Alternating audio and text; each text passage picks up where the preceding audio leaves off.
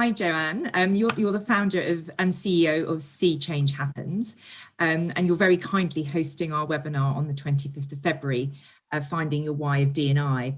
I'd really be keen to find out, how you came to set up See Change Happens, how it all came about. Yeah, hi, Rosie. Yeah, thank you so much for inviting me along today. Yeah, See Change Happen. Well, the actual name came as a flash of inspiration one day. I was sat in an inspirational workshop, actually, as it happened. A friend of mine in Portsmouth was running an inspirational workshop, and I went along to support him and also be inspired.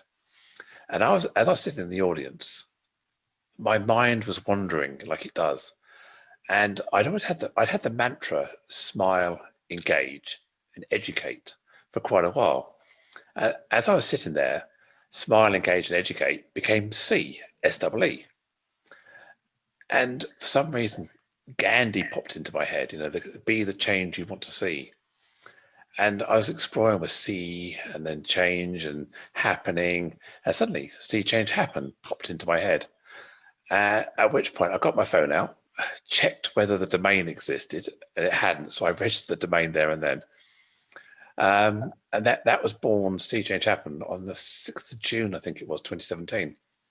But before that, I toyed with several career options or second career options. Having run an IT company for 25 years, I sold up, gender transitioned, career transitioned, all in the space of a month in early 2017. And I decided my passion around was inclusion and belonging. And originally it was more around trans inclusion at the beginning, but then I realized that if everyone wins, I'm everyone, so I win as well. So it's about creating a fairer society where everyone can succeed, everyone can thrive.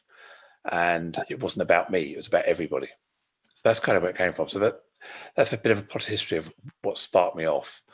So that was back in middle of 2017.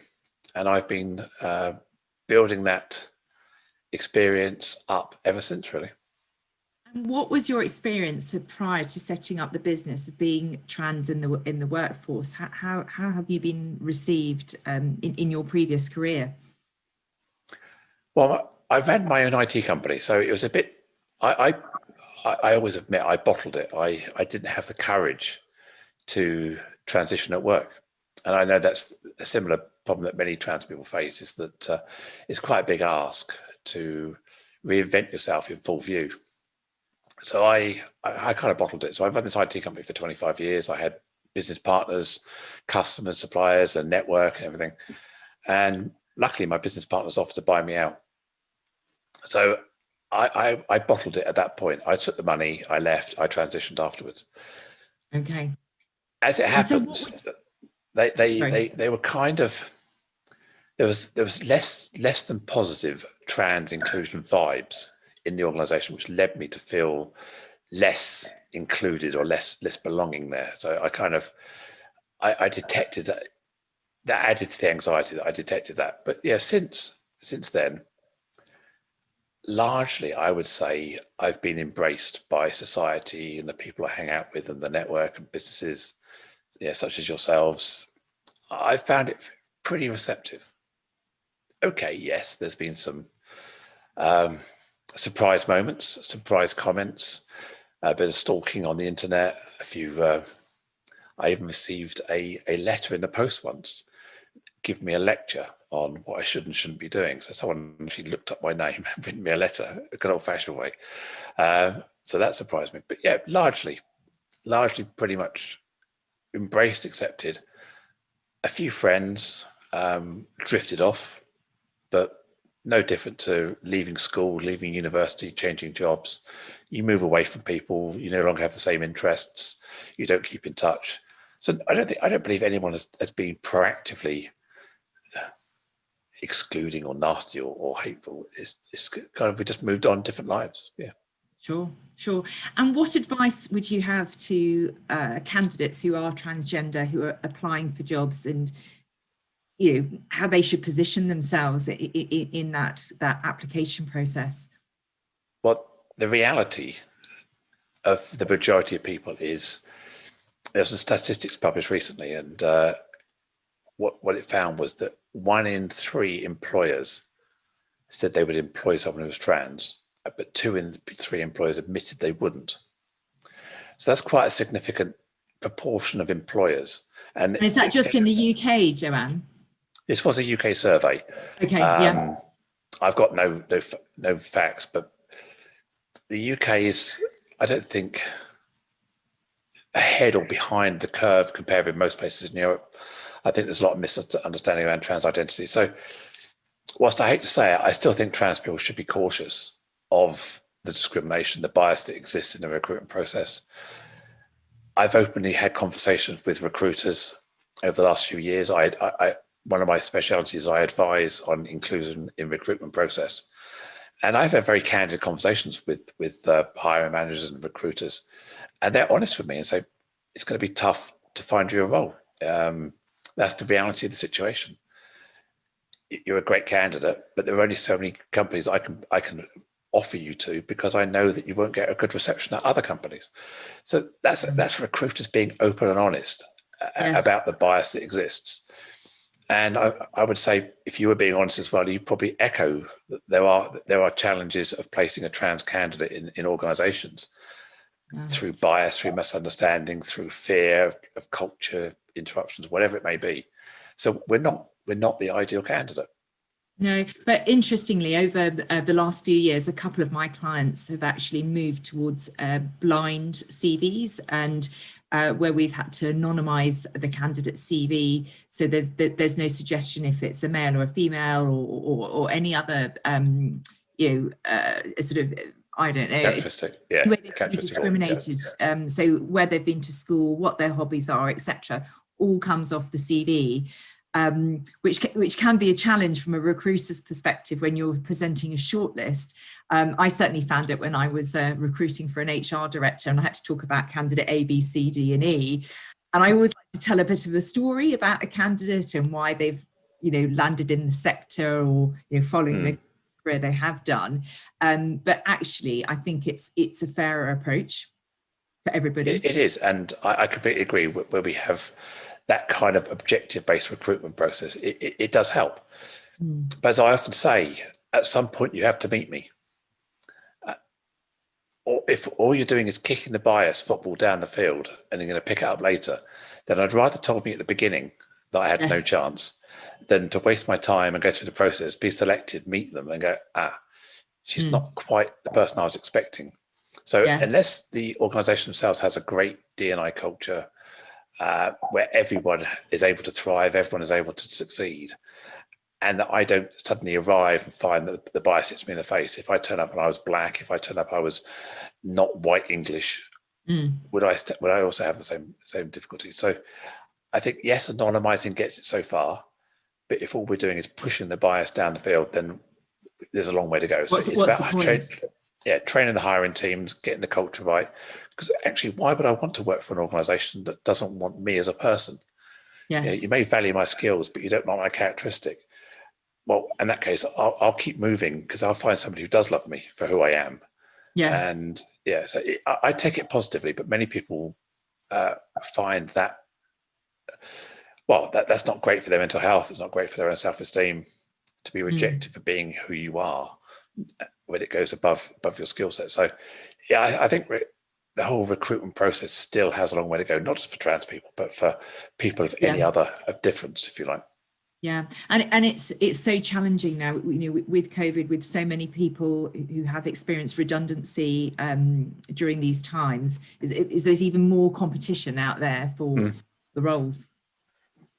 Oh, for sure. I mean, I have evolved my CV, my resume over the years, and I've taking out the fact. I used to make it explicit that I was trans. I put an opening statement that I've had a life of two halves: IT career as a male person, and then D&I career as a female person, with a bit of an explanation in the middle. And I don't know whether that denied me opportunities. So I've decided to take that emphasis out, because also, to be honest, I've moved on in my life where I don't feel that need to explain myself anymore. Maybe at the beginning I did, and now I'm just me. So I want to be positioned as me. The only reference I think is that I promote trans awareness into businesses as part of my skill set. So that's the only reference I put in there now.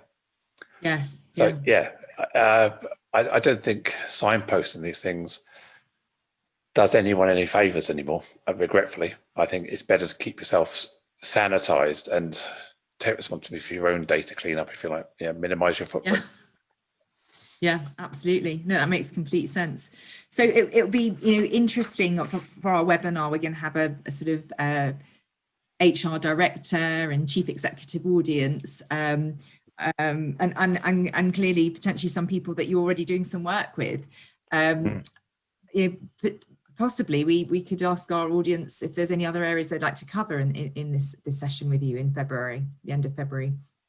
Yeah, I mean, the core topic is finding a why of D&I, and I won't ruin the story, but too often we find organisations with this D&I playbook, or they've had a strategy come in, consultant come in to give them a strategy. This is our D&I strategy, and when you actually drill down and ask the senior leadership team, the C-suite, the managers, the teams, the people on the floor about this strategy and playbook, very often they either don't know it exists, they can't talk about it, and they haven't found their own personal why of D&I. They don't understand why it's important for them as an individual and what their part is to play in the organization. Often people think it's an HR problem, it's a D&I problem, whereas it should be everybody priority. So we all feel it and we understand it. So that's part of what I want to be talking about. And it'd be interesting to hear from the people who are going to sign up, people who are going to come along, what their challenges are. Do they own their own strategy? Do they have a strategy? Could they talk about it for 10 minutes to a stranger? Could they explain to their 10-year-old child why it's important to be anti-racist or why it's important to be inclusive? So that's why I try and encourage people to have is that their own why, to back up why it's important for the organization and society at large.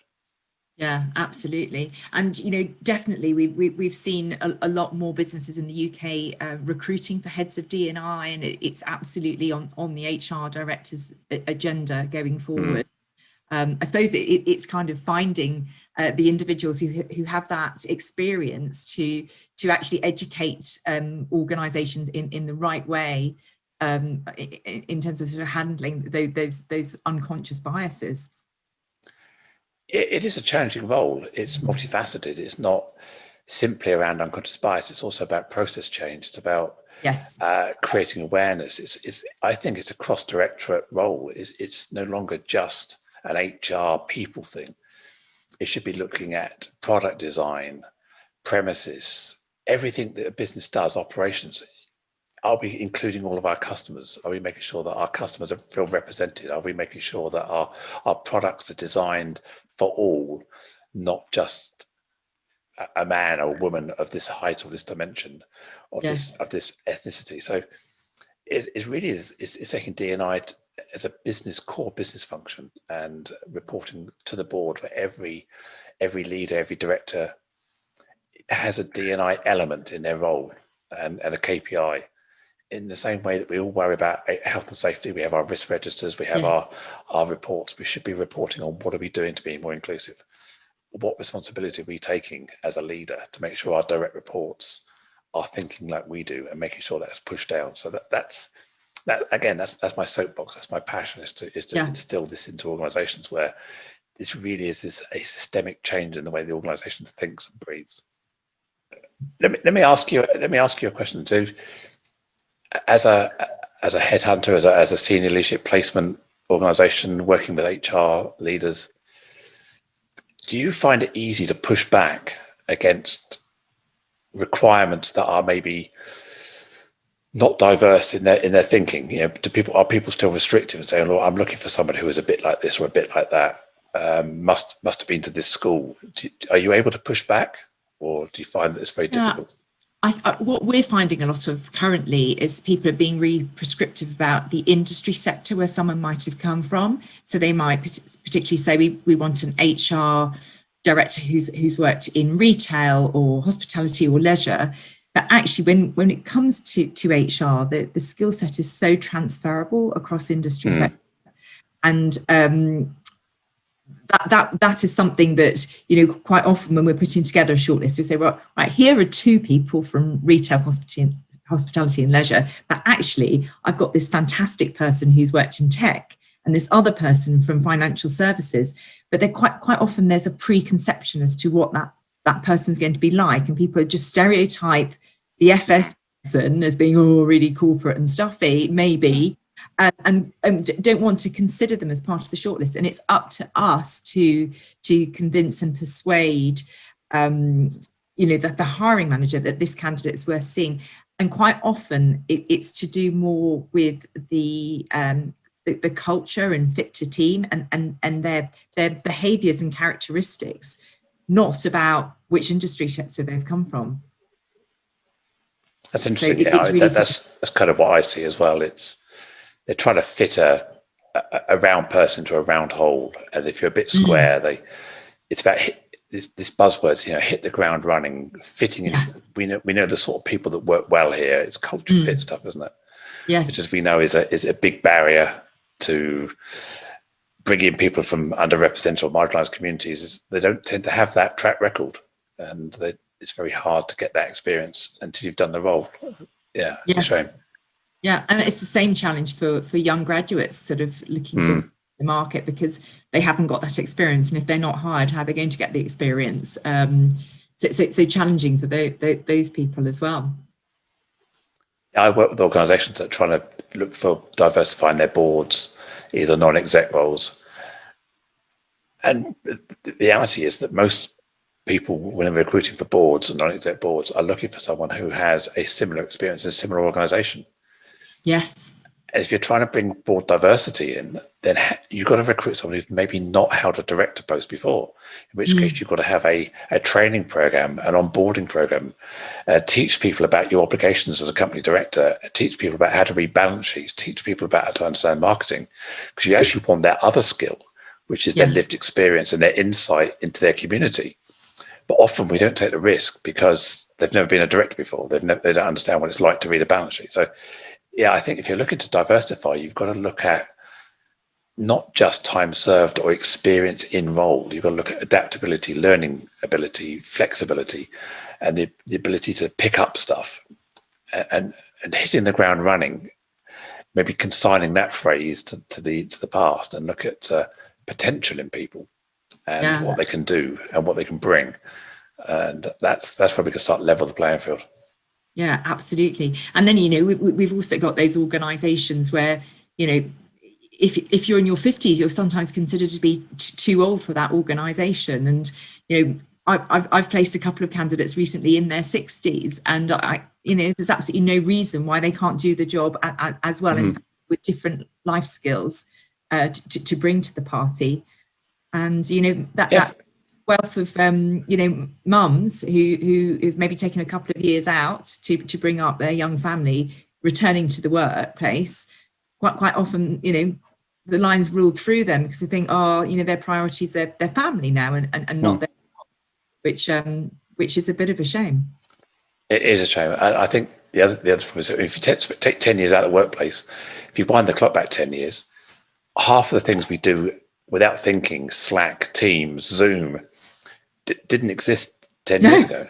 So there's this re-onboarding and this retraining of people, investing in people, because, you know, they were fantastic 10 years ago. They've got all that experience about being a parent, coping, priority, time management, financial management, all the stresses, as we know, being a parent. And that's the skill they bring. In fact, they're bringing some of that paternal and maternalistic instinct into organizations of a multi-generational workforce can be a calming and supporting influence. And we often miss that about people, and we should invest really in the returner programs and the investment in the training and the onboarding and giving people chances, and without making them lose their self-esteem by starting them again, recognize all that lived experience as valuable. I mean, I'm 56. I've just turned 56, and I've reinvented myself completely in every way in 4 years. So don't write me off at 50. I've got another lease of life here. I've got another, hopefully 15, 20 years in me, and I'm still learning. I'm a lifelong learner. I'm committed to this. And yeah, to write me off because I'm over 50 is and I'm not unique. Obviously, I'm just a typical person in their 50s with all that lived experience. To see into the heart of somebody, get to know them, Absolutely. rather than just a bit of paper.